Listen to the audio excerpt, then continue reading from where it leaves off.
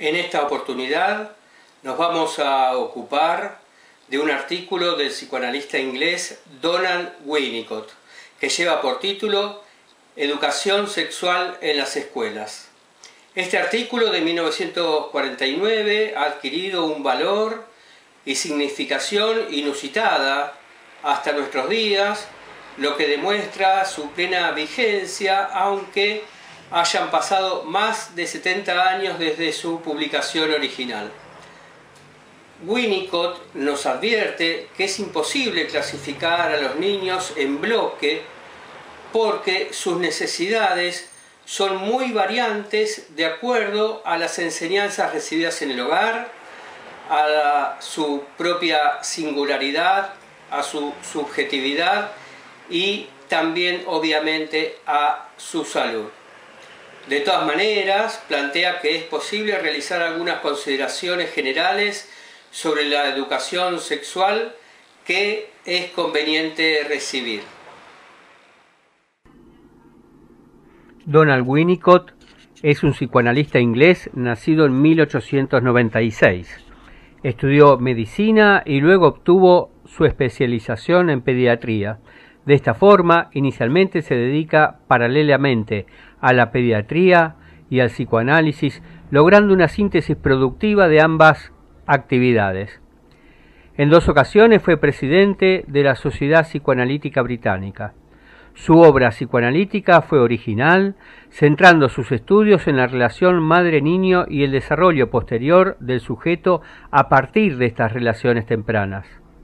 Algunas de sus nociones más relevantes son la preocupación maternal primaria, la madre suficientemente buena, las funciones maternas de sostenimiento, manipulación y presentación de objetos. También es central la noción de fenómenos y objetos transicionales que posibilitan modificar la relación del niño con la madre, generando un verdadero o falso self relativo al sentimiento de sí mismo y la existencia. Su obra más conocida es Realidad y Juego.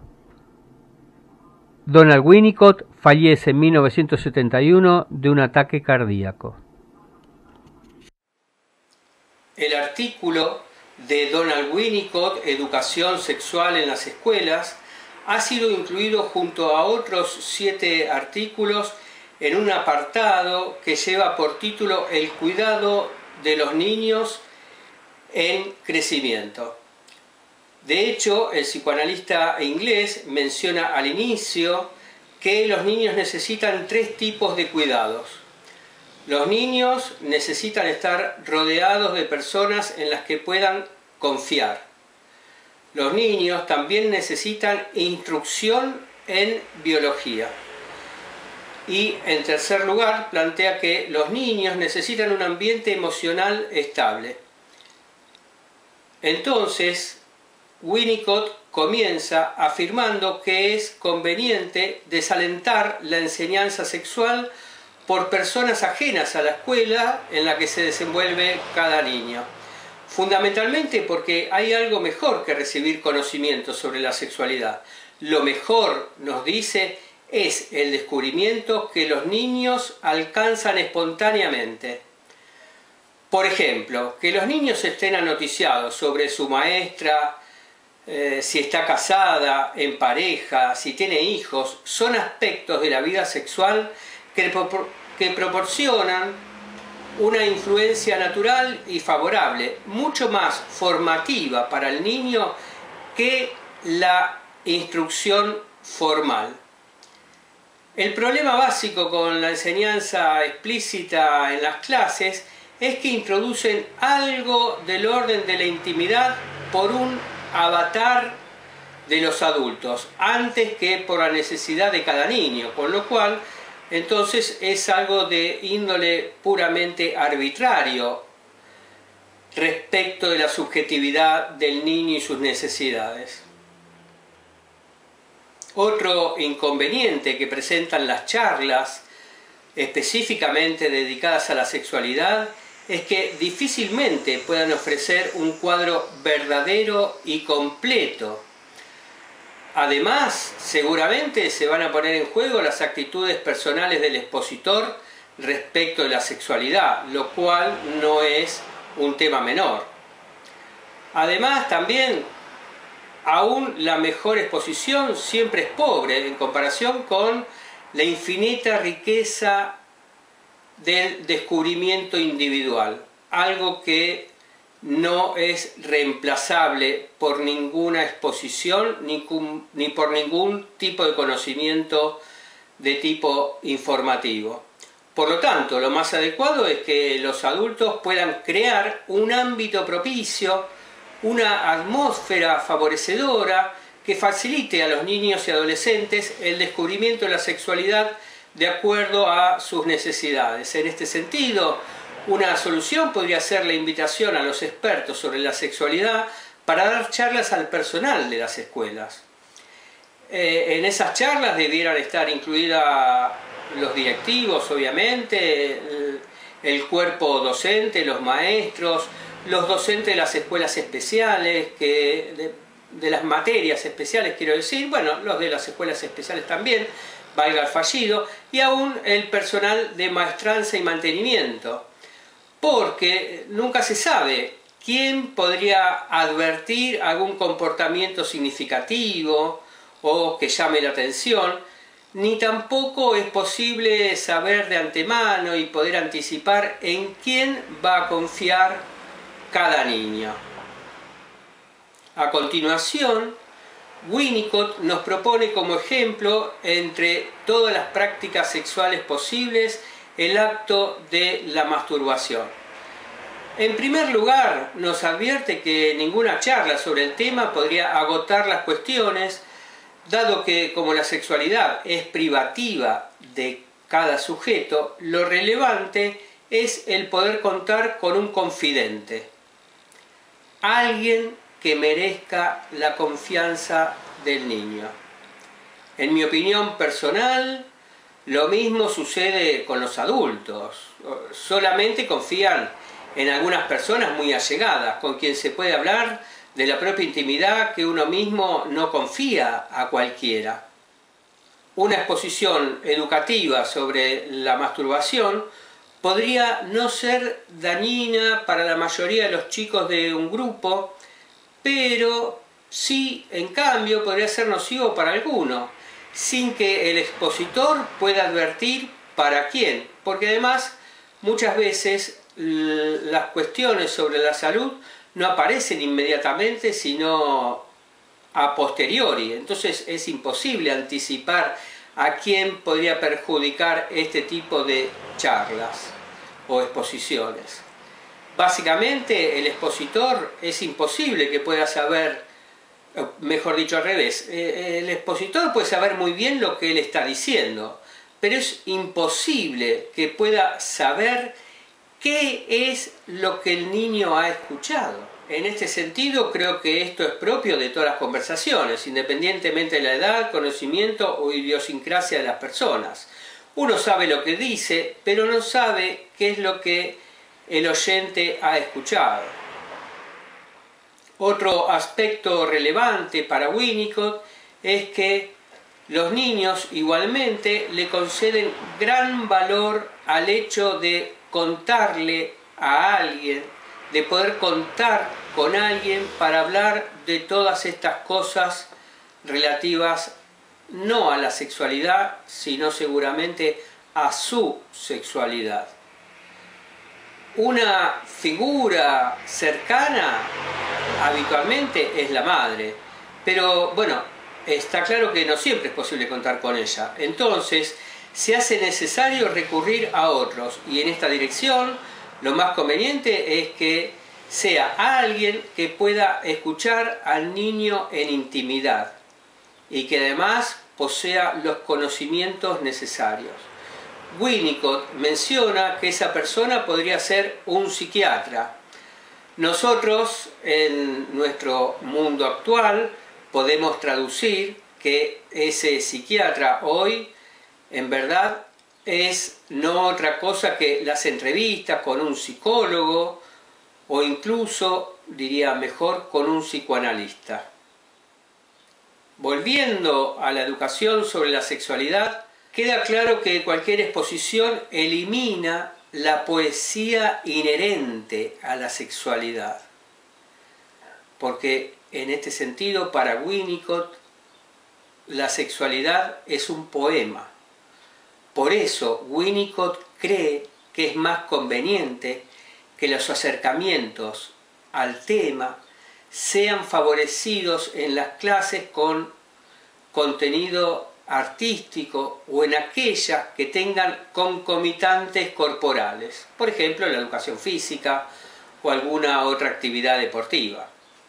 Por lo tanto, si bien es imprescindible permitirle a los niños el descubrimiento espontáneo sobre diversos aspectos de la sexualidad, también es muy cierto que uno no puede tan solo sentarse a esperar a que espontáneamente descubran.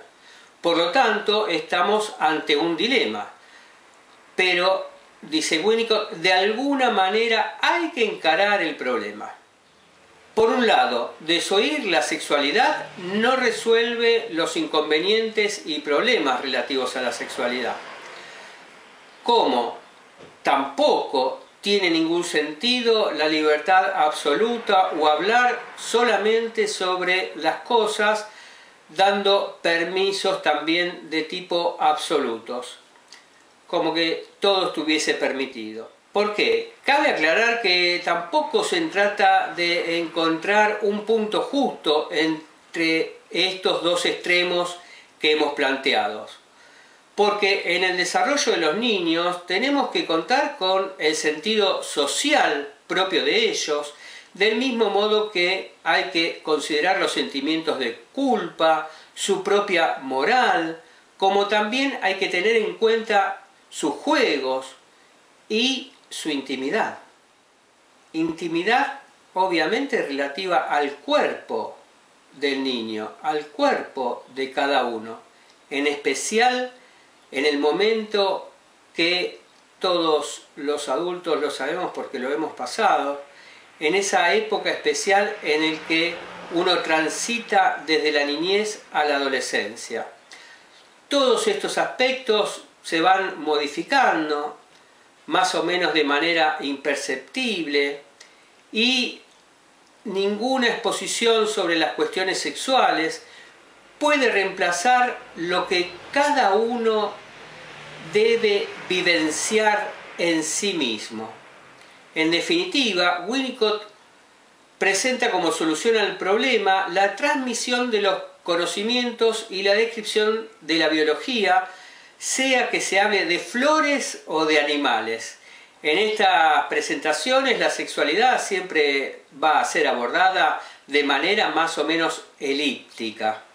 Y estos acercamientos son las aproximaciones que el niño necesita.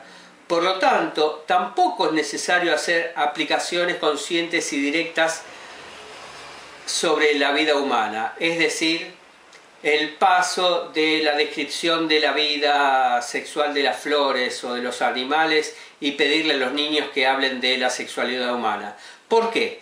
Porque los niños lo hacen de manera espontánea y es el instante en el cual entonces se les da la posibilidad a ellos de descubrir. Es importante que un niño pueda crear su propio mundo a sus tiempos. Con la biología, nos dice Winnicott, se puede abordar todo el estudio y el desarrollo de los organismos vivos, es decir, de la vida misma, y su desarrollo, que a juicio de Winnicott es el espacio más apropiado para la apertura del tema de la sexualidad sin imponerlo arbitrariamente desde las decisiones tomadas por un adulto. Entonces, la información biológica, franca y amplia sobre la sexualidad es conveniente en los espacios adecuados. En este sentido, la educación es relevante, pero de ninguna manera sustituye la exploración y experiencia individual.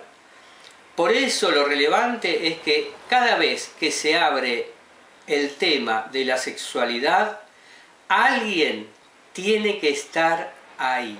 Ese estar ahí vamos a aclararlo poco más adelante. En conclusión, no se trata de organizar una instrucción formal sobre temas sexuales. Lo importante en el ámbito educativo es la presencia de los adultos en el preciso momento en que los niños exhiben aspectos de la sexualidad que, por supuesto, hay que entenderla en el sentido ampliado que el psicoanálisis ha expuesto desde hace por lo menos 100 años. Y fundamentalmente, en cualquier ámbito educativo o no, es muy importante el estar ahí, junto al niño o al adolescente, en el momento en el que se plantean las preguntas y los interrogantes sobre la sexualidad. Por lo tanto, no se trata simplemente de esperar que espontáneamente aparezca la sexualidad, ni tampoco de imponerla como contenidos específicos. Lo importante es que se pueda estar ahí cuando el sujeto formula sus preguntas, cuando aparecen los cuestionamientos. Y habrá quien sea el receptor de estas inquietudes.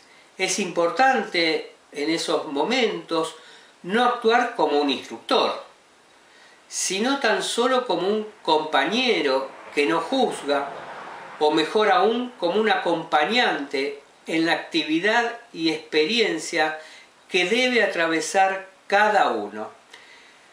Bien, en conclusión, a juicio de Winnicott, lo más trascendental acontece en ese instante en que el sujeto, independientemente de su edad, puede acercarse a otro y formular, o al menos bosquejar, una pregunta, sus cuestionamientos más íntimos. Eso además tiene que ser en la confianza, en un momento de confidencia de la relación que un sujeto tiene con otro, en el encuentro entre dos personas donde alguien está en condiciones de escuchar.